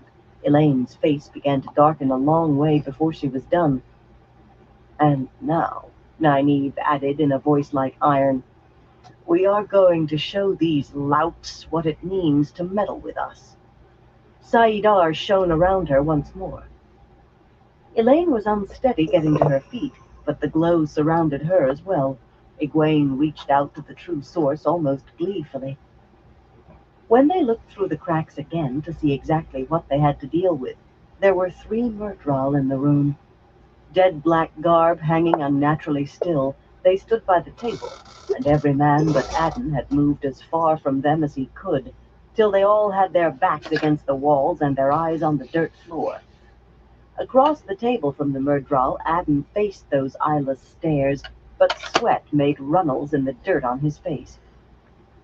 The Fade picked up a ring from the table. Egwene saw now that it was a much heavier circle of gold than the great serpent rings. Face pressed against the crack between 2 logs, Nynaeve gasped softly and fumbled at the neck of her dress. 3 Aes Sedai, the half-man hissed, its amusement sounding like dead things powdering to dust. And 1 carried this. The ring made a heavy thud as the Murdral tossed it back on the table. They are the ones I seek, another of them rasped. You will be well rewarded, human. We must take them by surprise, Nynaeve said softly. What kind of lock holds this door? Egwene could just see the lock on the outside of the door, an iron thing on a chain heavy enough to hold an enraged bull. Be ready, she said. She thinned 1 flow of earth to finer than a hair, hoping the half-men could not sense so small a channeling, and wove it into the iron chain, into the tiniest bits of it. 1 of the Murdral lifted its head. Another leaned across the table toward Adden. I itch, human. Are you sure they sleep? Adam swallowed hard and nodded his head. The third Murdral turned to stare at the door to the room where Egwene and the others crouched. The chain fell to the door. The Murdral, staring at it, snarled, and the outer door swung open, black-veiled death flowing in from the night. The room erupted in screams and shouts as men clawed for their swords to fight the Aiel's spears. The Murdral used blades blacker than their garb and more too. Egwene had once seen 6 cats all fighting together. This was that 100-fold. And yet in seconds, Egwene, or almost that. Every human not wearing a black veil lay dead with a spear through him. One pinned Adam to the wall. 2 Aiel lay still as well, amid the jumble of overturned furniture and dead. The 3 Murdral stood back to back in the center of the room, black swords in their hands. One was clutching at his side as if wounded, though he gave no other sign of it. Another had a long gash down its pale face. It did not bleed. Around them circled the 5 veiled Aiel still alive, crouching. From outside came screams and flashes of metal that said more still fought in the night, but in the room was a soft sound. As they circled, the Aiel drummed their spears against their small hearts. Thrum, thrum, thrum, thrum. Thrum, thrum, thrum, thrum. Thrum, thrum, thrum, thrum. The Murdral turned with them, and their eyeless faces uneasy that the fear struck into every human heart did not seem to touch these. "Dance with me, Shadow Man," one of the Aiel called suddenly, tauntingly. He sounded like a young man. "Dance with me, Eyeless." That was a woman. "Dance with me. Dance with me." "I think," Nynaeve said, straightening, "that it is time." She threw open the door, and the 3 women, wrapped in the glow of Saidar, stepped out. It seemed as though, for the Murdral, the Aiel had ceased to exist, and for the Aiel, the Murdral. The Aiel stared at Egwene and the others above their veils as if not quite sure what they were seeing. She heard one of the women gasp loudly. The Murdral's eyeless stare was different. Egwene could almost feel the half-men's knowledge of their own deaths in it. Half-men knew women embracing the true source when they saw them. She was sure she could feel a desire for her death, too, if theirs could buy hers, and an even stronger desire to strip the soul out of her flesh and make both playthings for the shadow. A desire to... She had just stepped into the room, yet it seemed she had been meeting that stare for hours. "I'll take no more of this," she growled, and unleashed a flow of fire. Flames burst out of all 3 Murdral, sprouting in every direction, and they shrieked like splintered bones jamming a meat grinder. Yet she had forgotten she was not alone, that Elaine and Nynaeve were with her. Even as the flames consumed the half-men, the very air seemed suddenly to push them together in mid-air, crushing them into a ball of fire and blackness that grew smaller and smaller. Their screams dug at Egwene's spine, and something shot out from Nynaeve's hands, a thin bar of white light that made noonday sun seem dark, a bar of fire that made molten metal seem cold, connecting her hands to the Murdral. And they ceased to exist as if they had never been. Nynaeve gave a startled jump, and the glow around her vanished. "What was that?" Nynaeve shook her head. She was as stunned as Elaine sounded. I was so angry, so afraid. I do not know what it was. "Balefire," Egwene said. She did not know how she knew, but she knew. Reluctantly, she made herself release Saidar, made it release her. She did not know which was harder. And I did not see a thing of what she did. The Aiel unveiled themselves then, a trifle hastily, Egwene thought, as if to tell her and the other 2 they were no longer ready to fight. 3 of the Aiel were male, one an older man with more than touches of gray in his dark hair. They were tall, these Aiel men, and young or old, they had that curious in their eyes, that dangerous gray Egwene associated with warders. Death rose from their shoulders, and they knew it was there and were not afraid. One of the women was Avienda. The screams and shouts outside were dying away. Nynaeve started toward the fallen Aiel. "There is no need, Aes Sedai," the man said. "They took Shadow Man's steel." Nynaeve still bent to check each, pulling their veils away so she could peel back eyelids and feel throats for a pulse. When she straightened from the second, her face was white. It was burning. "Burn you! Burn you!" It was not clear whether she meant Dylan or the man with gray in his hair, or Avienda, or all Aiel. "I did not heal her so she could die like this." "Death comes to us all," Avienda began, but when Nynaeve rounded on her, she fell silent. The Aiel exchanged glances, as if not certain whether Nynaeve might do to them what had been done to the Murdral. It was not fear in their eyes, only awareness. "Shadow Man's steel kills," Avienda said. "It does not wound." The older man looked at her, a slight surprise in his face. Egwene decided that, like Lan, for this man that flicker of the eyelids was the equivalent of another man's open astonishment. And Avienda said, "They know little of some things, Ruark." "I am sorry," Elaine said in a clear voice, "that we interrupted your dance. Perhaps we should not have interfered."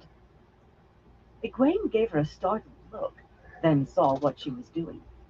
Put them at ease, and give Nynaeve a chance to cool down. "You were handling things well," she said. "Perhaps we offended by putting our noses in."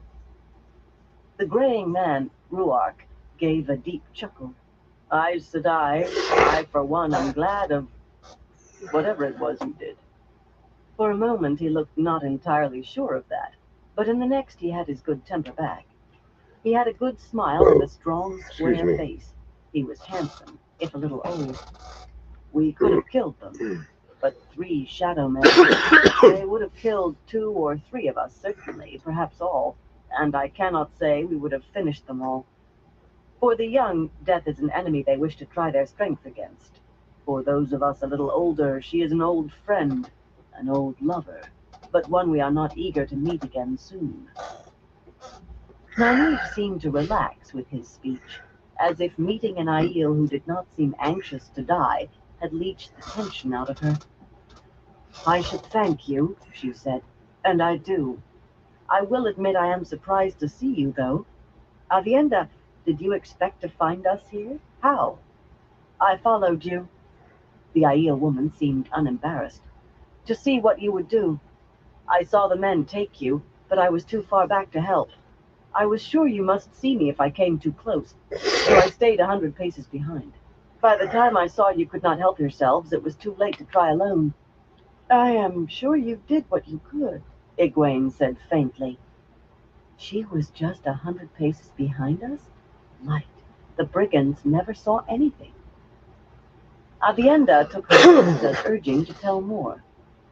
"I knew where Coram must be, and he knew where Dale and Luain were, and they knew—" She paused, frowning at the older man. "I did not expect to find any clan chief, much less my own, among those who came. Who leads the Tar Dad Aiel, Ruark, and who here?" Ruark shrugged as if it were of no account. "The Sept chiefs will take their turns and try to decide if they truly wish to go to Ruidin when I die.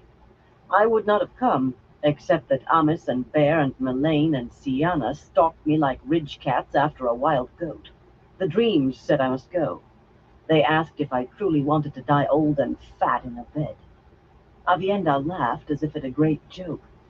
"I have heard it said that a man caught between his wife and a wise one often wishes for a dozen old enemies to fight instead. A man caught between a wife and 3 wise ones, and the wife a wise one herself, must consider trying to slay Sightblinder." The thought came to me. He frowned down at something on the floor. 3 great serpent rings, Egwene saw, and a much heavier golden ring made for a man's large finger. It still does. All things must change, but I would not be a part of that change if I could set myself aside from it. 3 Aes Sedai. traveling to Tyr. The other Aiel glanced at one another as if they did not want Egwene and her companions to notice. You spoke of dreams, Egwene said. Do your wise ones know what their dreams mean? Some do. If you would know more than that, you must speak to them. Perhaps they will tell an Aes Sedai. They do not tell men, except what the dreams say we must do. He sounded tired suddenly, and that is usually what we would avoid if we could. He stooped to pick up the man's ring. On it a crane flew above a lance and crown. Egwene knew it now. She had seen it often before, dangling about Nynaeve's neck on another cord. Nynaeve stepped on the other rings to snatch it out of his hand. Her face was flushed, with anger and too many other emotions for Egwene to read. Ruark made no move to take it back, but went on in the same weary tone. And one of them carries a ring I have heard of as a boy, the ring of Malkieri kings. They rode with the Shienarans against the Aiel in my father's time. They were good in the dance of the spears, but Malkier fell to the blight. It is said only a child king survived, and he courts the death that took his land as other men court beautiful women. Truly, this is a strange thing, Aes Sedai. Of all the strange sights I thought I might see when Melaine harried me out of my own hold and over the dragon wall, none has been so strange as this. The path you set me on is one I never thought my feet would follow. I set no paths for you, Nynaeve said sharply. All I want is to continue my journey. These men had horses. We will take 3 of them and be on our way. In the night, Aes Sedai, Ruark said. Is your journey so urgent that you would travel these dangerous lands in the dark? Nynaeve struggled visibly before saying, No. In a firmer tone, she added, But I mean to leave with the sunrise. The Aiel carried the dead outside the palisade, but neither Egwene nor her companions wanted to use the filthy bed Adden had slept in. They picked up their rings and slept under the sky in their cloaks and the blankets the Aiel gave them. When dawn pearled the sky to the east, the Aiel produced a breakfast of tough, dried meat. Egwene hesitated over that until Aviendha told her it was goat. Flatbread that was almost as difficult to chew as the stringy meat, and a blue-veined white cheese that had a tart taste, and was hard enough to make Elaine murmur that the Aiel must practice by chewing rocks. But the daughter heir ate as much as Egwene and Nynaeve together. The Aiel turned the horses loose. They did not ride unless they had to, Aviendha explained, sounding as if she herself would as soon run on blistered feet, after choosing out the 3 best for Egwene and the others. They were all tall and nearly as big as war horses, with proud necks and fierce eyes. A black stallion for Nynaeve, a roan mare for Elaine, and a gray mare for Egwene. She chose to call the gray Mist, in the hope that a gentle name might soothe her, and indeed, Mist did seem to step lightly as they rode south, just as the sun lifted a red rim above the horizon. The Aiel accompanied them afoot, all those who had survived the fight. 3 more had died, aside from the 2 the Myrddraal killed. They were 19 altogether now. They loped along easily alongside the horses. At first, Egwene tried holding Mist to a slow walk, but the Aiel thought this very funny. I will race you 10 miles, Aviendha said, and we shall see who wins, your horse or I. I will race you 20, Ruark called, laughing. Egwene thought they might actually be serious, and when she and the others let their horses walk at a quicker pace, the Aiel certainly showed no sign of falling back. When the thatched rooftops of Jureen came in sight, Ruark said, Fare you well, Aes Sedai. May you always find water and shade. Perhaps we will meet again before the change comes. He sounded grim. As the Aiel curved away to the south, Aviendha and Chiad and Bane each raised a hand in farewell. They did not seem to be slowing down now that they no longer ran with the horses. If anything, they ran a little faster. Egwene had a suspicion they meant to maintain that pace until they reached wherever it was they were going. What did he mean by that? She asked. Perhaps we will meet again before the change. Elaine shook her head. It does not matter what he meant, Nynaeve said. I am just as glad they came last night, but I am glad to have them gone, too. I hope there is a ship here. Jureen itself was a small place, all wooden houses, and none more than a single story, but the White Lion banner of Andor flew over it on a tall staff, and 50 of the Queen's guards held it, in red coats with long white collars, beneath shining breastplates. They had been placed there, their captain said, to make a safe haven for refugees who wished to flee to Andor, but fewer such came every day. Most went to villages further downriver now, nearer Aringil. It was a good thing the 3 women had come when they did, as he expected to receive orders returning his company to Andor any day. The few inhabitants of Jureen would likely go with them, leaving what remained for brigands and the Kyrianan soldiers of warring houses. Elaine kept her face hidden in the hood of her sturdy wool cloak, but none of the soldiers seemed to associate the girl with red gold hair with their daughter heir. Some asked her to stay. Egwene was not sure whether Elaine was pleased or shocked. She herself told the men who asked her that she had no time for them. It was nice, in an odd way, to be asked. She certainly had no wish to kiss any of these fellows, but it was pleasant to be reminded that some men, at least, thought she was as pretty as Elaine. Nynaeve slapped one man's face. That almost made Egwene laugh, and Elaine smiled openly. Egwene thought Nynaeve had been pinched, and despite the glare on her face, she did not look entirely displeased either. They were not wearing their rings. It had not taken much effort on Nynaeve's part to convince them that one place they did not want to be taken for Aes Sedai was Tyr, especially if the Black Ajah was there. Egwene had hers in her pouch with the stone ter'angreal. She touched it often to remind herself they were still there. Nynaeve wore hers on the cord that held Lan's heavy ring between her breasts. There was a ship in Jureen, tied to the single stone dock sticking into the Aranan. Not the ship Avienda had seen, it seemed, but still a ship. Egwene was dismayed when she saw it. Twice as wide as the blue crane, the darter belied its name with a bluff bow as round as its captain. That worthy fellow blinked at Nynaeve and scratched his ear when she asked if his vessel was fast. Fast? I'm full of fancy wood from Shinar and rugs from Kandor. What need to be fast with a cargo like that? Prices only go up. Yes, I suppose there are faster ships behind me, but they'll not put in here. I would not have stopped myself if I hadn't found worms in the meat. Fool notion that they'd have meat to sell in Kyrian. The Blue Crane? I saw Elisor hung up on something upriver this morning. He'll not get off soon, I'm thinking. That's what a fast ship brings you. Nynaeve paid their fares, and twice as much again for the horses, with such a look on her face that neither Egwene nor Elaine spoke to her until long after the darter had wallowed away from Jureen.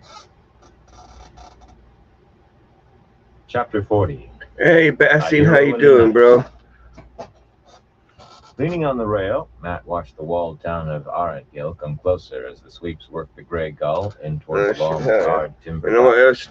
Let's do another dab while you're Protected here. by high stone wing walls that thrust out into the river. Definitely good to see you, though, bro. People, and more were leaving the ships of various sizes that lay tied all along them.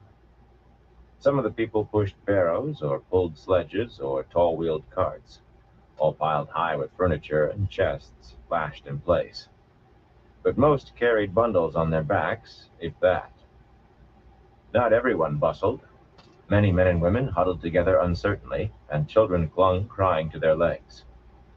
Soldiers in red coats and shiny breastplates kept trying to make them move off the docks into the town, but most seemed too frightened. Give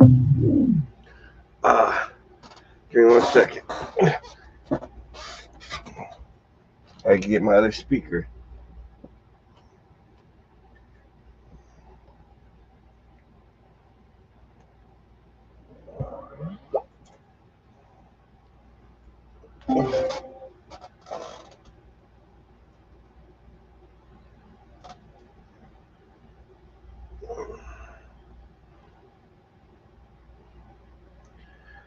We're doing pretty good. Can't complain none. The Aranin was busier here than he had seen it south of Tarvalin, with nearly a dozen vessels underway in sight, ranging from a long, sharp-prowed splinter darting upriver against the current, pushed by two triangular sails, to a wide, bluff-bowed ship with square sails still wallowing along well to the north. Nearly half the ships he could see had nothing to do with the river trade, though. Two broad-beamed craft with empty decks were lumbering across the river toward a smaller town on the far bank, while three others labored back toward Arengil, their decks packed with people like barrels of fish. The setting sun, still its own height above the horizon, shadowed a banner flying over that other town. That shore was Cairien, but he did not need to see the banner to know it was the White Line of Andor. There had been talk enough in the few Andoran villages where the Grey Gull had stopped briefly. He shook his head. Politics did not interest him. As long as they don't try telling me again I'm an Anderman just because of some map. Burn me, they might even try to make me fight in their bloody army if this Cairien business spreads. Following orders. Light. With a shiver, he turned back. Barefoot and the Grey Gull were readying ropes tossed well from the docks. Captain Malia was lying back by the tiller. The fellow had never given up his efforts to ingratiate himself with them, his attempts to learn what their important mission was. Matt had finally shown him the sealed letter and told him that he was carrying it for the daughter heir to the Queen. A personal message from a daughter to her mother, no more. Malia had only seemed to hear the words, Queen Morgaze. Matt grinned to himself. The deep coat pocket held two purses, fatter than when he had boarded the vessel. He had enough loose coin to more than fill another two. His luck had not been quite so good as on that first strange night when the dice and everything else had seemed to go crazy, but still it was good enough. After the third night, Malia had given up trying to show his friendliness by gambling, but his money chest was already lighter by then. It would be lighter still after Arengil. Malia had need to restock his food. Matt glanced at the people milling on the docks. If he could, at any price. Yeah, I'd imagine. As his thoughts went back to the letter. I'd be tired too. A little work with a hot knife blade and the golden lily seal had been lifted. I got lucky and won this. Or I'd be doing it the same way, heating up my nectar collector. She was a dutiful daughter, and the Amerlin seat had punished her for running away and told her never to speak of it again. So her mother would understand why she could not say more. She said she had been raised to the accepted, and was that not wonderful so soon? And she was being trusted with greater duties now, and would have to leave Tarvalin for just a short time on the service of the Amelin herself. Her mother was not to worry. It was all very well for her to tell Morgaze not to worry. It was him she had landed in the soup kettle. This silly letter had to be the reason those men had come after him. But even Tom had been able to make nothing of it, though he muttered about ciphers and codes and the game of houses. Matt had the letter safe in the lining of his coat now, its seal replaced, and he was willing to bet no one would ever know. If someone wanted it badly enough to kill him for it, they might try again. I told you I'd deliver it, Nynaeve, and I bloody will, no matter who tries to stop me. Even so, he would have words to say the next time he saw those three irritating women. That's one way to do it. I never thought of that. It gets it done. I think they would enjoy That's all that matters. As the crewmen hurled their lines onto the dock, Tom came on deck, his instrument cases on his back and his bundle in one hand. Even with the like that's why I had to twist it in there and just his coat little flourishes, sat there waiting for it to heat up and blowing out his long white mustaches. Importantly, nobody is watching, Tom, Matt said. I don't think they would even see a gleeman unless he had food in his hands. Tom stared at the docks. Light. I'd heard it was bad, but I did not expect this. In 1 second, I'll be right back. Half of them look as if they are starving. It may cost us one of your purses for a room tonight, and the other for a meal, if you intend to keep on the way you've been going. Nearly made me ill to watch you. You try eating that way, where those people down there can see you, and you may have your brains battered out. Matt only smiled at him. Malia came stumping down the deck, tugging the point of his beard as the Grey Gull was warped into her berth. Crewmen ran to set a gangplank, and Sanor stood guard on it, heavy arms folded across his chest in case the throng on the docks tried to board. None of them did. "So you will be leaving me here," Malia told Matt. The captain's smile was not as ready as it might have been. "Are you certain there is nothing I can do to help further? Burn my soul, I never saw such a rabble. Those soldiers ought to clear the docks, with the sword if need be, so decent traders can do business. Perhaps Santa can make a path through this scum to your inn for you. So you'll know where we are staying? Not bloody likely. I had thought of eating before I went ashore, and maybe a game of dice to pass the time." Malia's face went white. "But I think I would like a steady floor under me for my next meal. So we will leave you now, Captain. It has been an enjoyable voyage." While relief still battled consternation on the captain's face, Matt picked up his things from the deck and, using the quarterstaff as a walking stick, made his way to the gangplank with Tom. Malia followed, as far as the head of the plank, murmuring regrets at their departure that jumped from real to insincere and back again. Matt was certain the man hated losing a chance to ingratiate himself with his High Lord Salmon by learning details of a pact between Andor and Tarvalin. As Matt and the Gleeman pushed through the crowds, Tom muttered, "I know the man is far from likable, but why do you have to keep taunting him? Wasn't it enough that you ate every scrap of what he thought would feed him all the way to Tyr?" "I have not been eating at all for nearly 2 days." The hunger had simply been gone one morning, to his great relief. It had been as if Tarvalin had loosed its last hold on him. "I've been throwing most of it over the side, and a hard job of it was making sure nobody saw." Among these drawn faces, many of them children's, it did not seem so funny anymore. "Malia deserved taunting. What about that ship yesterday? The one that was stuck on a mudbank or something. He could have stopped to help, but he would not go near it, however much they shouted." There was a woman with long dark hair ahead, who might have been pretty if she had not looked so bone-weary, peering into the face of every man who passed her as if looking for someone. A boy, little taller than her waist, and 2 girls, shorter, clung to her, all crying. All that talk about river brigands and traps. It didn't look like any trap to me. Tom dodged around a high-wheeled cart. A cage holding 2 squealing pigs was lashed atop the canvas-covered mound, and nearly tripped over a sledge being pulled by a man and a woman. "And you go out of your way to help people, do you? Strange how that has escaped my eye."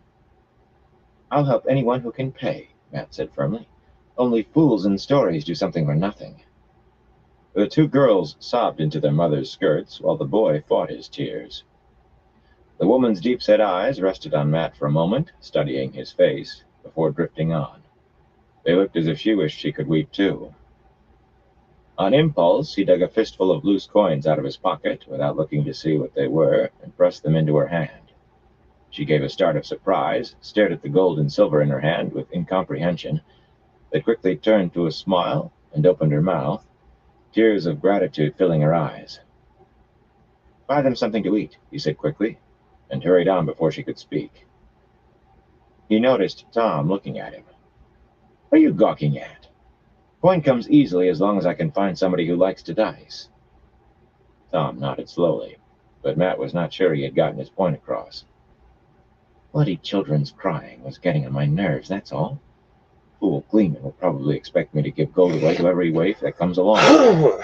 Fool." For an uncomfortable moment, he was not certain whether the last had been meant for Tom or himself. Taking himself in hand, he avoided looking at any face long enough to really see it until he found the one he wanted, at the foot of the dock. The helmetless soldier in red coat and breastplate, urging people into the town, had the grizzled look of a squadman, an experienced leader of 10 or so. Squinting into the setting sun, he reminded Matt of Uno, though he had both eyes. He looked almost as tired as the people he was chivying. "Move along," he was shouting in a hoarse voice. "You can't bloody stay here. Move along. Into the town with you." Matt stationed himself squarely in front of the soldier and put on a smile. "Your pardon, Captain, but can you tell me where I might find a decent inn, and a stable with good horses to sell? We have a long way to go come morning." The soldier eyed him up and down, examined Tom and his gleeman's cloak, then shifted back to Matt. Captain, is it? Well, boy, you'll have the Dark One's own luck if you find a stable to sleep in. Most of this lot are sleeping under hedges. And if you find a horse that hasn't been slaughtered for cooking, you'll likely have to fight the man who owns it to make him sell. Eating horse, Tom muttered disgustedly. Has it really become that bad on this side of the river? Isn't the Queen sending food? It's bad, Gleeman. The soldier looked as if he wanted to spit. They're crossing over faster than the mills can grind flour or wagons carry foodstuffs from the farms. Well, it will not last much longer. The order has come down. Tomorrow we stop letting anyone across, and if they try, we send them back. He scowled at the people milling on the dock as if it were all their fault, then brought the same hard look to bear on Matt. You're taking up space, traveler. Move along. His voice rose to a shout again, directed at everyone within hearing. Move along! You cannot bloody stay here! Move along! Matt and Tom joined the thin stream of people, carts, and sledges flowing toward the gates in the town wall and into Arendelle. The main streets were paved with flat gray stones, but they were crowded with so many people that it was difficult to see the stones under your own boots.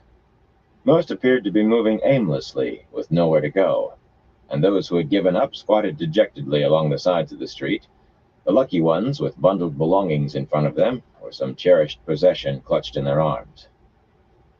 Matt saw 3 men holding clocks, and a dozen or more with silver goblets or platters. The women held children to their breasts mainly. A babble filled the air, a low, wordless hum of worry. He pushed through the crowd with a frown on his face, searching for the sign that would mark an inn. The buildings were every sort, wood and brick and stone, all cheek by jowl, with roofs of tile or slate or thatch. It does not sound like Morghese, Tom said after a time, half to himself. His bushy eyebrows were pulled down like a white arrow pointing to his nose. What does not sound like her? Matt asked absently. Stopping the crossings, sending people back. She always had a temper like lightning, but she always had a soft heart, too, for anyone poor or hungry. He shook his head. Matt saw a sign then, the Riverman, it said, and showed a barefoot, shirtless fellow doing a jig, and turned that way, forcing an angle across the flow with the quarterstaff. Well, it had to be her. Who else could it be? Forget Morghese, Tom. We've a long way to Camelin yet. First, let us see how much gold it takes to buy a bed for the night. The common room of the Riverman looked as crowded as the street outside, and when the innkeeper heard what Matt wanted, he laughed till his chin shook. I'm sleeping 4 to a bed now. If my own mother came to me, I could not give her a blanket by the fire. As you must have noticed, Tom said, his voice taking on that echoing quality. I am a gleeman. Surely you can find at least pallets in a corner in return for me entertaining your patrons with stories and juggling, eating of fire and sleight of hand. The innkeeper laughed in his face. As Matt pulled him back into the street, Tom growled in his normal voice, You never gave me a chance to ask after his stable. Surely I could have gotten us a place in the hayloft at least.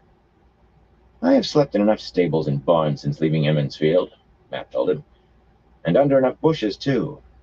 I want a bed. But at the next 4 inns he found, the innkeeper gave him the same answer as the first. The last 2 almost threw him out bodily when he offered to dice for a bed.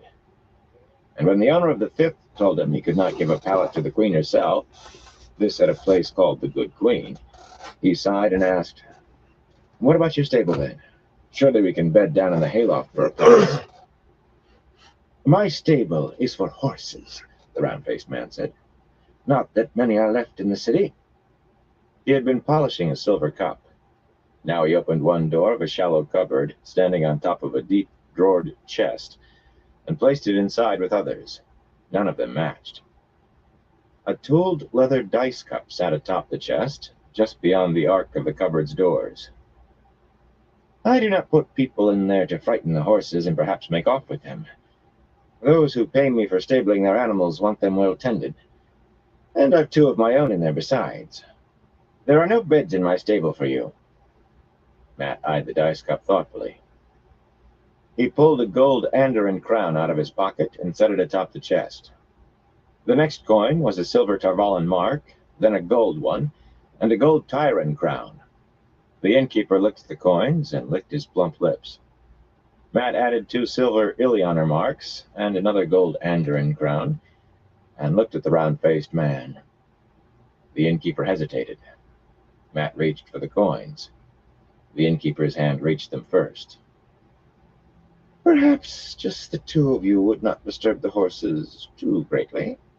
Matt smiled at him. Speaking of horses, what price for those 2 of yours? With saddles and bridles, of course. I will not sell my horses, the man said, clutching the coins to his chest. Matt picked up the dice cup and rattled it. Twice as much again against the horses, saddles, and bridles. He shook his coat pocket to make the loose coins rattle too, to show he had more to cover the wager. My 1 toss against the best of your 2. He almost laughed as greed lit the innkeeper's entire face. When Matt walked into the stable, the first thing he did was check along the half-dozen stalls with horses in them for a pair of brown geldings. They were nondescript animals, but they were his. They needed currying badly, but otherwise they seemed in good condition, especially considering that all the stablemen but one had run off. The innkeeper had been extremely disparaging of their complaints that they could no longer live on what he paid them, and he seemed to think it a crime that the one man who remained had actually had the audacity to say he was going home to bed just because he was tired from doing 3 men's work. 5 6s, Tom muttered behind him. The looks he cast around the stable did not seem as enthralled as they might, seeing that he had suggested it in the first place. Dust motes shone in the last light of the setting sun coming through the big doors, and the ropes used to hoist hay bales hung like vines from pulleys in the roof beams. The hayloft was dim in the gloom above. When he threw 4 6s and a 5 on his second toss, he thought you'd lost for sure. And so did I. You have not been winning every toss of late. I win enough. Matt was just as relieved not to be winning every throw. Luck was one thing, but remembering that night still sent shivers down his back. Still, for one moment, as he shook that dice cup, he had all but known what the pips would be. As he tossed the quarterstaff up into the loft, thunder crashed in the sky. He scrambled up the ladder, calling back to Tom. This was a good idea. I think you would be happy to be in out of the rain tonight. Most of the hay was in bales, stacked against the outer walls, but there was more than enough loose for him to make a bed with his cloak over it. Tom appeared at the top of the ladder as he was pulling 2 loaves of bread and a wedge of green-veined cheese from his leather script. The innkeeper, his name was Gerald Flory, had parted with the food for merely enough coin to have bought one of those horses in more peaceful days. They ate while rain began drumming on the roof, washing the food down with water from their water bottles. Flory had had no wine at any price. And when they were done, Tom dug out his tinder box and thumbed his long-stemmed pipe full of tobacco and settled back for a smoke. Matt was lying on his back, staring at the shadowed roof and wondering if the rain would break before morning. He wanted that letter out of his hands as quickly as possible, when he heard an axle creak into the stable. Rolling to the edge of the loft, he peered down. There was enough dusk left for him to see. A slender woman was straightening from the shafts of the high-wheeled cart she had just dragged in out of the rain, pulling off her cloak and muttering to herself as she shook the wet from it. Her hair was plaited in a multitude of small braids, and her silk dress, he thought it was a pale green, was elaborately embroidered across her breasts. The dress had been fine once, but now it was tattered and stained. She knuckled her back, still talking to herself in a low voice, and hurried to the stable doors to peer out into the rain. Just as hurriedly, she ducked out to pull the big doors shut, enclosing the stable in darkness. There was a rustling below, a clink and a slosh, and suddenly a small flare of light bloomed into a lantern in her hands. She looked around, found a hook on a stall post, hung the lantern, and went to dig under the roped canvas covering her cart. You did that quickly, Tom said softly around his pipe. She could have set fire to the stable, striking a flint and steel in the dark like that. The woman came out with the end of a loaf of bread, which she gnawed at, as if it were hard and her hunger did not care. Is there any of that cheese left? Matt whispered. Tom shook his head. The woman began sniffing at the air, and Matt realized she probably smelled Tom's tobacco smoke. He was about to stand and announce their presence when one of the stable doors opened again.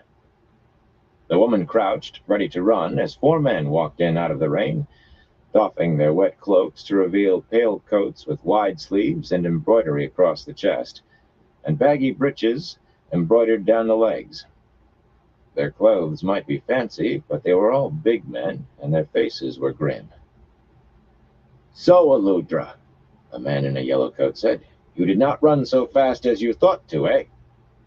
He had a strange accent to Matt's ear. "Tammuz," the woman said, as if it were a curse. "It is not enough that you caused me to be cast out of the guild with your blundering, you great ox-brain, you. But now you chase after me as well." She had the same odd way of speaking as the man. "Do you think I am glad to see you?" The one called Tammuz laughed. "You are a very large fool, Aludra, which I always knew. Had you merely gone away, you could have lived a long life in some quiet place. But you could not forget the secrets in your head, eh? Did you believe we would not hear that you try to earn your way, making what it is the right of the guild alone to make?" Suddenly, there was a knife in his hand. "It will be a great pleasure to cut your throat, Aludra." Matt was not even aware that he had stood up until one of the doubled ropes dangling from the ceiling was in his hands, and he had launched himself out of the loft. Burn me for a bloody fool. He only had time for that one frantic thought, and then he was plowing through the cloaked men, sending them toppling like pins in a game of bowls. The ropes slipped through his hands, and he fell, tumbling across the straw-covered floor himself, coins spilling from his pockets, to end up against a stall. When he scrambled to his feet, the 4 men were already rising too, and they all had knives in their hands now. "Like blind fool, burn me, burn me." "Matt!" He looked up, and Tom tossed his quarterstaff down to him. He snagged it out of the air just in time to knock the blade out of Tammuz's fist and thump him a sharp crack on the side of the head. The man crumpled, but the other 3 were right behind him. And for a hectic moment, Matt had all he could do with a whirling staff to keep knife blades away from him, wrapping knees and ankles and ribs until he could land a good blow on a head. When the last man fell, he stared at them a moment, then raised his glare to the woman. "Did you have to choose this stable to be murdered in?" She slipped a slim-bladed dagger back into a sheath at her belt. "I would have helped you, but I feared that you might mistake me for one of these great buffoons if I came near with steel in my hand. And I chose this stable because the rain is wet, and so am I, and no one was watching this place." She was older than he had thought, at least 10 or 15 years older than he, but pretty still, with large, dark eyes and a small, full mouth that seemed on the point of a pout, or getting ready for a kiss. He gave a small laugh and leaned on his staff. "Well, what is done is done. I suppose you were not trying to bring us trouble." Tom was climbing down from the loft, awkwardly because of his leg, and Aludra looked from him to Matt. The gleeman had put his cloak back on. He seldom let anyone see him without it, especially for the first time. "This is like a story," she said. "I am rescued by a gleeman and a young hero." She frowned at the 4 men sprawled on the stable floor. "From these whose mothers were pigs." "Why did they want to kill you?" Matt asked. "He said something about secrets." "The secrets," Tom said, in very nearly his performing voice, "of making fireworks, unless I miss my guess. You are an illuminator, are you not?" He made a courtly bow with an elaborate swirl of his cloak. "I'm Tom Maryland, a gleeman, as you have seen." Almost as an afterthought, he added, "And this is Matt, a young man with a knack for finding trouble." "I was an illuminator," Aludra said stiffly, "but this great pig, Tammuz—" He ruined a performance for the King of Kyrian, and nearly he destroyed the chapter house, too. But me, I was mistress of the chapter house, so it was me that the guild held responsible. Her voice became defensive. I do not tell the secrets of the guild, no matter what that Tammuz says, but I will not let myself starve while I can make fireworks. I am no more in the guild, so the laws of the guild, they do not apply to me now. Goldrian, Tom said, sounding almost as wooden as she had. Well, he is a dead king now, and he'll see no more fireworks. The guild, she said, sounding tired. They all but blame me for this war in Kyrian, as if that one night of disaster had made Goldrian die. Tom grimaced. It seems I can no longer remain here, she went on. Tammuz and these other oxen, they will wake soon. Perhaps this time they will tell the soldiers that I stole what I have made. She eyed Tom and then Matt, frowning in thought, and seemed to reach a decision. I must reward you, but I have no money. However, I have something that is perhaps as good as gold, maybe better. We shall see what you think. Matt exchanged glances with Tom as she went to root under the canvas covering her cart. I'll help anyone who can pay. He thought a speculative light had appeared in Tom's blue eyes. Aludra separated one bundle from a number like it, a short roll of heavy oiled cloth, almost as fat as her arms would go around. Setting it down on the straw, she undid the binding cords and unrolled the cloth across the floor. 4 rows of pockets ran along the length of it, the pockets in each row larger than those in the one before. Each pocket held a wax-coated cylinder of paper just large enough for its end, trailing a dark cord to stick out. Fireworks, Tom said. I knew it. Aludra, you must not do this. You can sell those for enough to live 10 days or more at a good inn, and eat well every day. Well, anywhere but here in Arengil. Kneeling beside the long strip of oiled cloth, she sniffed at him. Be quiet, you old one, you. She made it sound not unkindly. I am not allowed to show gratitude. You think I would give you this if I had no more for selling? Attend me closely. Matt squatted beside her, fascinated. He had seen fireworks twice in his life. Peddlers had brought them to Emmons Field, at great expense to the village council. When he was 10, he had tried to cut one open to see what was inside, and had caused an uproar. Bran Alvear, the mayor, had cuffed him. Doral Baran, who had been the wisdom then, had switched him, and his father had strapped him when he got home. Nobody in the village would talk to him for a month, except for Rand and Perrin, and they mostly told him what a fool he had been. He reached out to touch one of the cylinders. Aludra slapped his hand away. Attend me first, I say. These smallest, they will make a loud bang, but no more. They were the size of his little finger. These next, they make a bang and a bright light. The next, they make the bang and the light and many sparkles. The last, these were fatter than his thumb, make all of those things, but the sparkles, they are many colors. Almost like a night flower, but not up in the sky. Night flower, Matt thought. You must be especially careful of these. You see the fuse? It is very long. She saw his blank look and waggled one of the long, dark cords at him. This! Where you put the fire, he muttered. I know that. Tom made a sound in his throat and stroked his mustaches with a knuckle as if covering a smile. Aludra grunted. Where you put the fire. Yes. Do not stay close to any of them, but these largest you run away from when you light the fuse. You comprehend me? She briskly rolled up the long cloth. You may sell these if you wish, or use them. Remember, you must never put this close to fire. Fire will make them all explode. So many as this at once, it could destroy a house, maybe. She hesitated over retying the cords, then added, and there's one last thing, which you may have heard. Do not cut open any of these, as some great fools do, to see what is inside. Sometimes, when what is inside touches air, it will explode without the need of fire. You can lose fingers or even a hand. I've heard that, Matt said dryly. She frowned at him as if wondering whether he meant to do it anyway, then finally pushed the rolled bundle toward him. Here, I must go now before these sons of goats awaken. Glancing at the still open door and the rain falling in the night beyond, she sighed. Perhaps I will find somewhere else dry. I think I will go toward Lugard tomorrow. These pigs, they will expect me to go to Camelin, yes?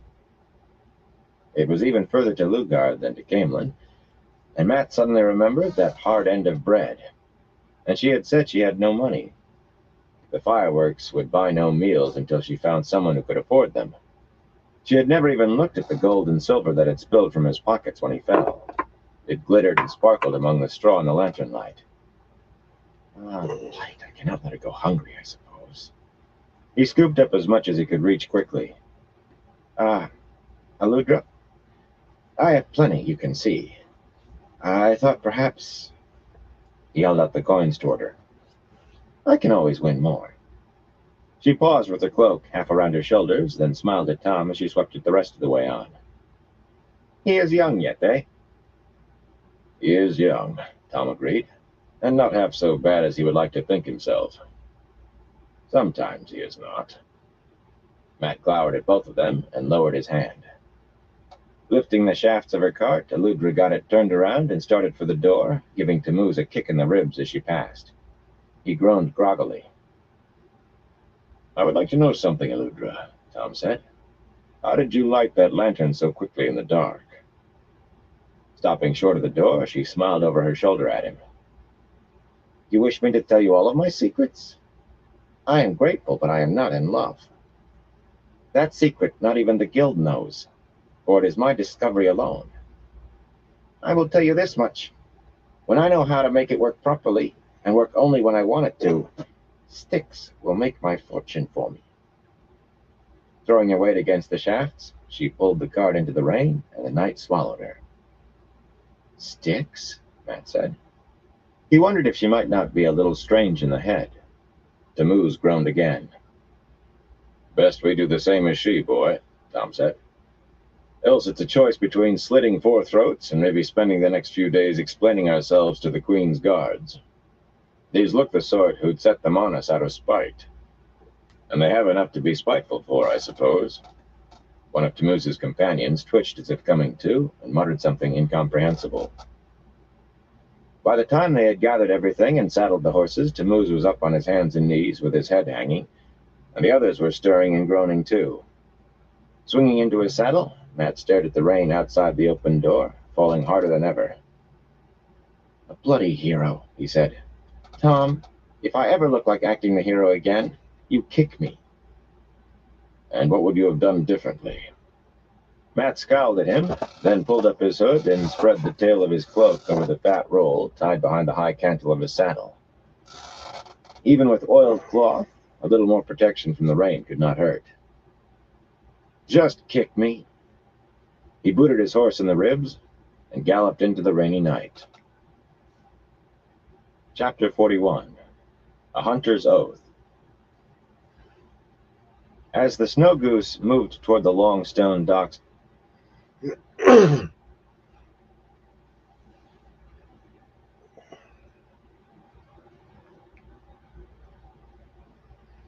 All right, everyone, I'm going to call into this live for tonight. But I want to thank everyone for stopping by and everyone who continues to stop by. I definitely appreciate all y'all's support. Until next time, everyone, y'all stay safe out there.